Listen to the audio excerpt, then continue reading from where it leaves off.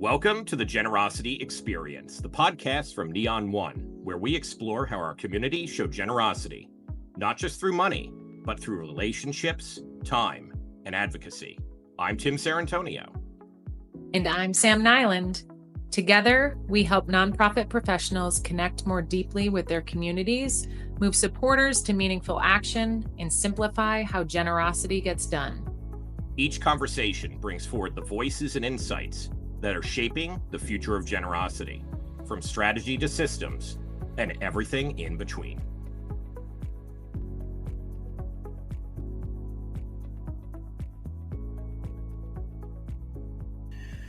Right, we are live. Hi, this is Tim Sarrantonio, Neon One. Happy Friday, October 17th. It is the day after Generosity Xchange. And I am also going to be joined by Sam Nyland. Hello. Hey, Tim. How are you? Doing well. How are you today? I'm good. Welcome to a special episode of the Generosity Experience podcast. We're actually going to do it live here on LinkedIn. Oh, is that what we're doing? Okay. Yeah, we're like literally live, Sam. So be on your best behavior. So yeah, we're gonna try it out. You know, a somewhat late Friday live stream. We may be by ourselves. We may have a bunch of people join us. Doesn't matter. We'll be watching the comments if you do watch. But Sam, let's take 20 minutes at the most, maybe 30 if we're feeling interesting. Because I do have a video that I will want to play because I screwed up. Let's just get this out of the way, folks. Yesterday was Generosity Xchange, which is Neon One's annual virtual conference. And we had a lot of fun. We're going to talk a bit about that today. And that's kind of what we're going to do is use this episode to unpack the event for those that missed it. Mm-hmm. But, you can also still register through the month at neon1.com/GX to get the recordings. Those are all set. But one of the things that I like to do is show like a little ending video and like a post-credit scene even. And we had even paid money to have our CEO like go to a studio and record videos for us. And that played throughout the conference, but I forgot the last one. And so, yeah. Hey, Brenda. Hello. I was just trying to type over here on my keyboard. Hi, Brenda. Yeah, there you go. Awesome. Thank you, Brenda, for joining. And so, yeah, I kind of messed up and reloaded the wrong video. So we're going to play that at the end of today. So we'll use that kind of like we'll end our time for the show. And then we'll play that as like a special bonus for the live stream people like Brenda. Yeah. That sounds great. And no one actually knew that you loaded the wrong video but you, Tim. So. I know, but I knew. Yeah. And that bothered me. So I knew I had an opportunity here to make good. So I will flash this. Now, Brenda, out of the gate, you're getting swag. Okay. So we're going to follow up. And you're getting swag just because you commented that like this is part of the show live is if you're here.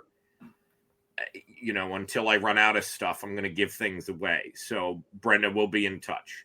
I'm going to follow up after this. I have to go take my kids to a pep rally. So it might be, a little bit after that, but you're getting a swag box, Brenda. Thank you. Sam, from your perspective, how was Generosity Xchange? I mean, it was, I think one word, inspiring. It was fantastic. I'm sorry if I'm sniffing a little. It was also a ton of work, but I think it went off without a hitch. I really walked away, honestly, with two kind of clear themes that just kind of kept coming up.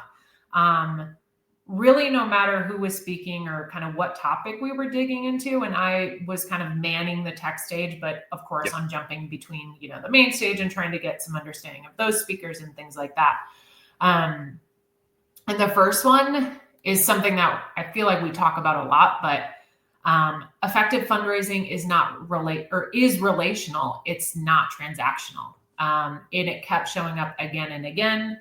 Yeah. So whether I was on the tech stage talking about, marketing or volunteer engagement or events, like the conversation always came back to relationships, to connection, to making people feel seen and valued for being a part of something. So that was one big takeaway. And then we'll dive into kind of likely Rachel's kind of closing session, but she said something in there that I know we got a lot of chat comments about, but she said generosity doesn't wait for permission. Yeah. And I think that is honestly just such a powerful reminder.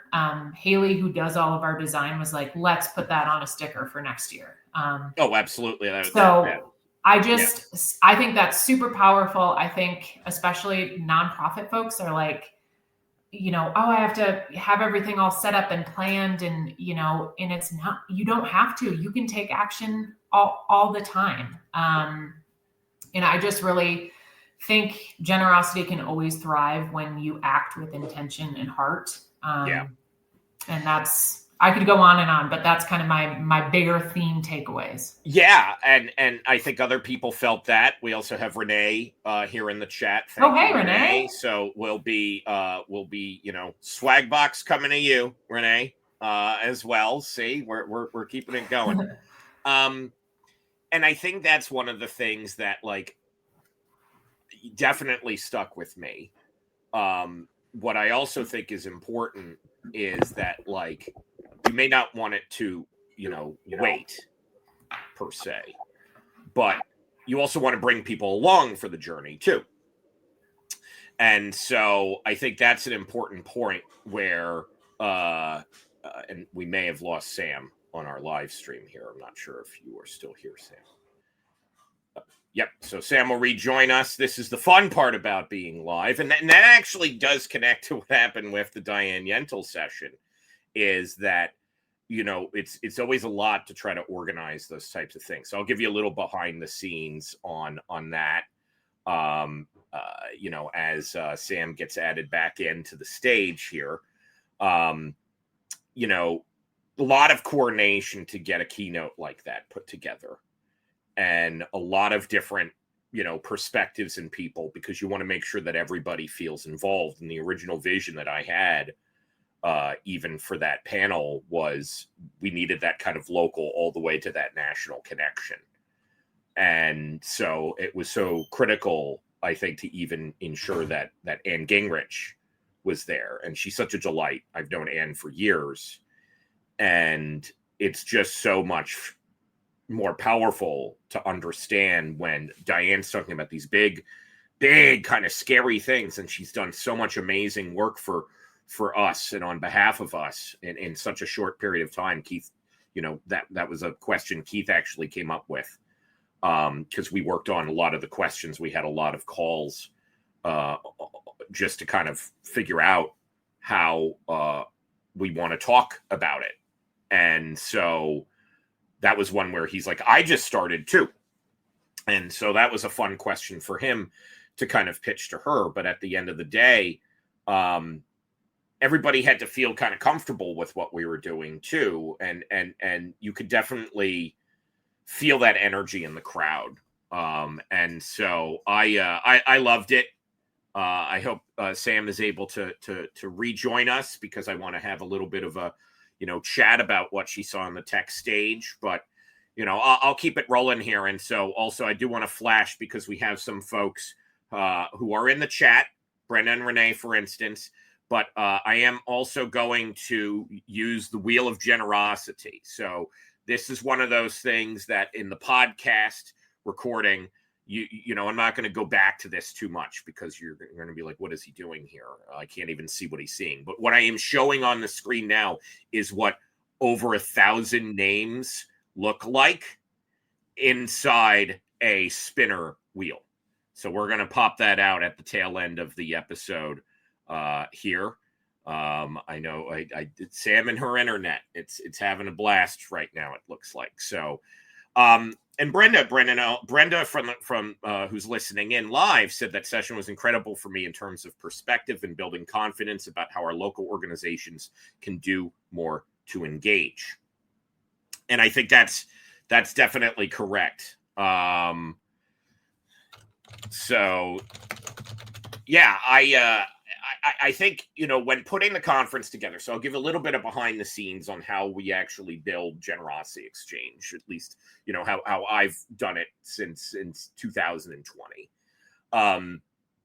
Thinking about the agenda is really important because, it's 2 days, it's virtual. You have to kind of put yourselves in the shoes of the people who are actually going to sit there, and why are they going to sit there for that long? Because we actually had it where the average time spent across the event was 5 hours, and that's a lot of time for people to commit to anything. And so professional development is very important, and so adaptability is also important too. So when choosing the platform, you want something easy to use and log in, right, Sam? Right. Can you hear me? Oh my goodness. Yes. So welcome back to the stage. Thank you. That's it. We just got to hear you. Remember, it's still a podcast episode at the end of the day. So True. So I was just talking a bit about how we kind of think about the agenda, and I would say that this year, Sam, this is actually good timing. So you didn't, I talked about the Wheel of Generosity. Here, I'll even flash it for you. I think you'll be able to see it. That's what 1,000 names looks like in there. Each of those little. Oh, that's so cool. Yeah. So we'll spin that just for like one person. That's it. Just the people who like showed up. So like we'll link to this in the show notes for anybody listening, so you'll be able to watch the live stream, and this is about 11 minutes in. So it's kind of cool. You'll be able to kind of look at that. So, yeah. Okay. So Sam, when we were thinking about the agenda, this is the year that kind of my dreams finally came true. And we had like a deep amount of customers, Neon One folks join. Can you talk about that experience? How do you find the folks who are going to take time out of their day? We actually got a really nice note from Dawn from the W Connection, like even talking about like what a pleasure it was to participate in the actual conference itself, and that she even like had somebody already reach out, to like, hey, like spotlight and that type of stuff. So what is it like? How do you find folks? How do you connect with folks? How do you make it think that it's going to be worth their time actually? Yeah. So what we've done, or what I typically do, is I generally talk with our behind the scenes, but also client facing teams. So client enablement teams, implementation teams who have worked with, all of our clients that we're kind of showcasing, and ask them, hey, I ran, for example, an event session, right? Yesterday afternoon, and talked with them and said, hey, who's using Neon One tools in a really cool way that we can highlight, that I can reach out to. So for example, yesterday's tech stage session with Paul Cianowa, I think I'm pronouncing that right, from the Binghamton Philharmonic Orchestra.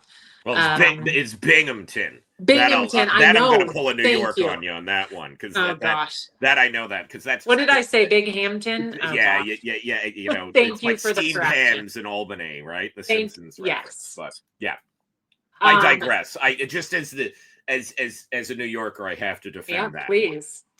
And I don't know if this is like diving into it. I think what was really cool is we try to find clients that are using Neon One tools in a way that, like Paul, for example, right? He's using arts people to run his roughly 12 to 15 performances a year that have a capacity of attendance from like 130 to 1,500 people, right? So using that for his ticketing and his subscriptions, but then he's also using Neon CRM for his big fundraising mac and cheese fest, which also has like 1,000 people in attendance. So he talked a lot about, being able to see all of that information inside of his CRM system, because arts people and Neon CRM work together. But then I really like the juxtaposition of having someone like Lorraine Kowalski, who's part of Decatur Makers, where Decatur Makers is a maker space essentially, and she sets up all of their workshops, their trainings, their classes with next gen events, in the sheer volume of events is way higher. So it's like 400 to 500 events they host throughout the year, but the volume of attendees is different. So they have a cap on their workshops at like 20 or 30 people. So it was really cool to see how they're both like, we dove into kind of their planning strategies and things like that, and then talking about like registration, and we talked a lot about like metrics, which was a fun conversation to have because they're both I mentioned something like at the end of an event, you just kind of know whether or not it was a good event, right? Like you can look at people's faces when they're exiting and they're smiling or they're talking about it. So there's not only just like the quantifiable metrics that you can see in like a dashboard, but it's like really understanding if they had a good time. And I totally digressed from your initial question. But I think that's really kind of the source. I like to go to our client facing teams to first hear the storytelling of the clients that they're working with, to better understand, not just like, oh, look, they're using our events tools. Great. But like really trying to build a story around that. So long story short, that's how I went ahead and sourced our clients. Well, yeah. And I think that's kind of what, I take that same ethos to the kind of the main stage, which we the way we've organized it. One this year, I said, okay, I had attended the Aspen Institute's Trust and Practice Summit earlier this year in Chicago, and it like really transformed my way of thinking about event planning. And so this year was a lot. We had more speakers because we had shorter sessions. My phone's gonna die now. So oh, jeez. It's okay. You're like Rachel Dratch on Amy Poehler's first podcast. Oh, Sam. So let's just we'll cut to the chase in 10-minute stops. Okay, so yeah, and all we're doing is just kind of doing a recap. And so one, folks, you could go to the replays at neon1.com/gx. But when we designed it, we also want to think about the energy of how people are going through the day. And some folks are going to be there because they want to hear about technologies, like Neon CRM stuff or what's going on with payments and stuff like that. It's as close to a user conference that we have. But I think if it was just and I've been to a bunch of different conferences. I always pay attention what other entities do and stuff like that. But what I loved about the Trust and Practice Summit was it just seemed like very actionable immediately too, but there was still that collaborative element, and there was a lot of storytelling. So those 10-minute interview sessions that we did were very inspired by that. And so to be able to kind of have people do almost like a skills share or their own leadership insights was great. And that's kind of how when I worked with Rachel D'Souza, we spent months going back and forth on how we're going to design that main stage together and what that flow would be and who would be on that. So people like Daisy Hahn, people like Tamika Perrine, Rachel made those introductions to us. And so that was great to be able to have those voices too, leading all the way up to what we heard from with Diane and Anne and Rachel together with Keith. But yeah, maybe let's talk a bit about some of the fun parts. What do you think was fun about like the event? I really thought the bingo was actually pretty fun. Damn right it was. Not pretty fun. It was really fun. And I actually came into it thinking like, how is this gonna work? And it did. A bunch of the team asked me the same thing. I had a very not awkward, Nick, if you're listening to this, it wasn't awkward. It was more like Nick on our team, on our marketing team was like, you're doing what? Like, how is this gonna work? And I'm like, it's bingo. He's like, but like how? And so, yeah, tell me about that experience, because it's kind of delightful to hear that. Yeah, I mean, it like, because I don't know. You obviously are like, oh, I have granted you had a digital bingo card and stuff like that, but I just loved, I loved seeing people in the chat. Just like, I mean, it was very participatory. Like a lot of people took advantage of it and were like, oh, probably because they were wondering the same thing that I was, which was, how is this going to work actually? And then it started working and I was like, oh, fun. Yeah, we had over 100. It's actually on the page that's going to be like when you go to the Neon One website and it says like some facts about the event. I put how many cards got created during that because we had over 100 people create cards and played. Yeah, which is kind of wild. So yeah. Oh, I'm happy that you thought that was fun. Yeah, that's good. That's good. I also was a big fan, of course, of the pet parade. I always think that's the best. Yes. And the pet parade then I'm is like, in the replays. Yes. And then I don't know if we talked about this externally, but Neon One had our own Spirit Week all of last week. And we talked about it a little bit. Yeah. Our new social media guy, Daryl's been kind of really taking charge on that. So yeah. And I just think that was just an added, like, I don't know, it just helps get people engaged because again, it's talking about generosity. So it just put people in the right headspace. And it was really fun just to learn about people that you don't normally interact with on a day-to-day basis. So. Well, I loved it. I it's the 6-1. I think there's so much that we can of course improve on, and I'm always thinking about that when it comes to events like this. What's the next way that things can evolve. But I'm very happy with what we did this year, and I'm very proud to say that I made every single donation to all of our speakers who participated. I went through and did that this morning, so that's all set. When we do pay our speakers too. So I got that going to it. That makes me feel good for that. That's important to me, on a personal level. But yeah, Sam, so how about we do this? Because I know my little video is about 7 minutes. I don't want that to count toward the podcast recording time. So, but I would like to kind of wrap up by 3, at the 30-minute mark for everybody here. I want to spin the wheel of generosity we're going to find one rando in that 1,000+ names. And those are only the attendees. That's not even all the registrants. That's just the attendees that you saw. I know, that's pretty cool. So, what is one thing, because Keith asked this and at the end of the keynote, what is one commitment that you're going to take and carry through the rest of the year? Yeah, and this is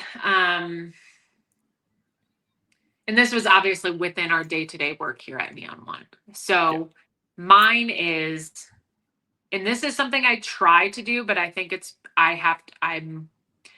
because I was able to kind of interview folks on the tech stage, our customers, it's really putting myself back into their shoes and remembering the days of when I was working in a nonprofit and managing a giant volunteer spreadsheet and doing all of the day-to-day busy tasks, trying to get everything done for a big fundraising event, and just trying to remember on a day-to-day basis that yes, we are providing technology to help accelerate the impact of nonprofit organizations. But at the end of the day, all of the people that came to Generosity Xchange are the ones out there doing the real groundwork. So that is my big takeaway. Just take a step back and remember that.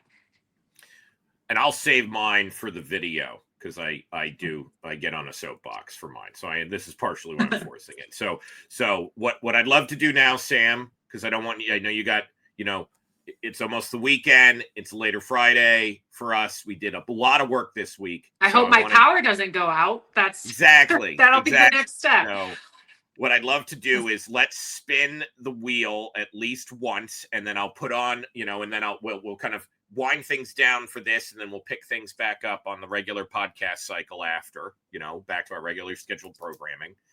What that may be, I don't know yet. But in terms of the episode, folks, we're gonna say thanks for listening. We'll see you in a few weeks, and otherwise, thanks for joining Generosity Xchange.